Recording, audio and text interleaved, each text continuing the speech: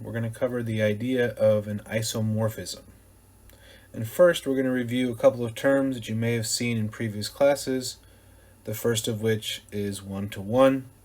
So the idea is a function is one-to-one if whenever you have the same output of a function, you have to have the same input there.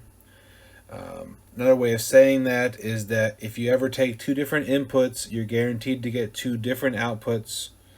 Just as a quick example here, if you were to graph, I don't know, something like a line, any two different inputs you pick, you're going to get different outputs. However, if you were to graph a parabola, it would not be one-to-one because you see you can get the same y value with different x values. Another way of looking at this in algebra class is that it passes the horizontal line test or it doesn't pass the horizontal line test. Regardless, all of that is called one-to-one.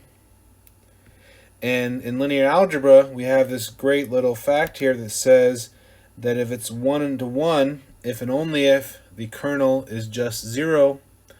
So what that means is that the only vector input that has an output of 0 vector is the 0 vector itself. You can't have anything else there. And we've seen before how to find the kernel. And so if you can find the kernel and this is all you get, then you're guaranteed that it's going to be a one-to-one function. Another way of saying this is the nullity is 0, right? There's going to be no free variables in the problem. Now the other topic that we need in this section is something called onto. Again, you may have heard of that before. So the idea of function being onto means that you can reach every possible y value, every possible output.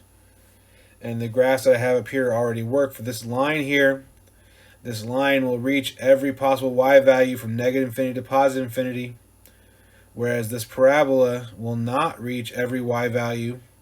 If you look down here at the bottom, there's the smallest point, and any y value that's lower than that will never be reached. So again, a function is onto if it reaches every possible output. Another way of saying that is that the range is the whole set that you're trying to fill up here. And we've also seen in the past videos how to find a range and dimension of the range.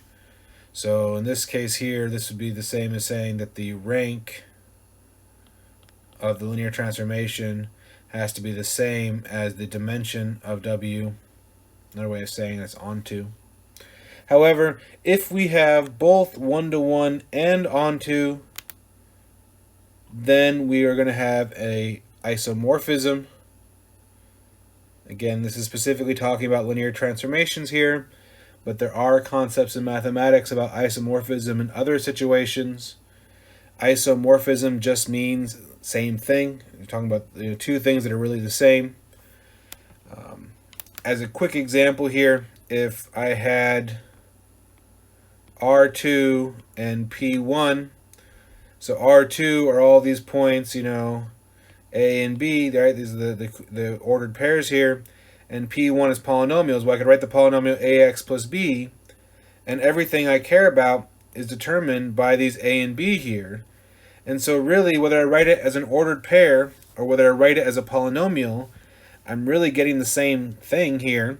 So these would be considered isomorphic, right? You can define a function between them that's one-to-one and onto. It's going to be an isomorphism. And so we say R2 and P1 are isomorphic.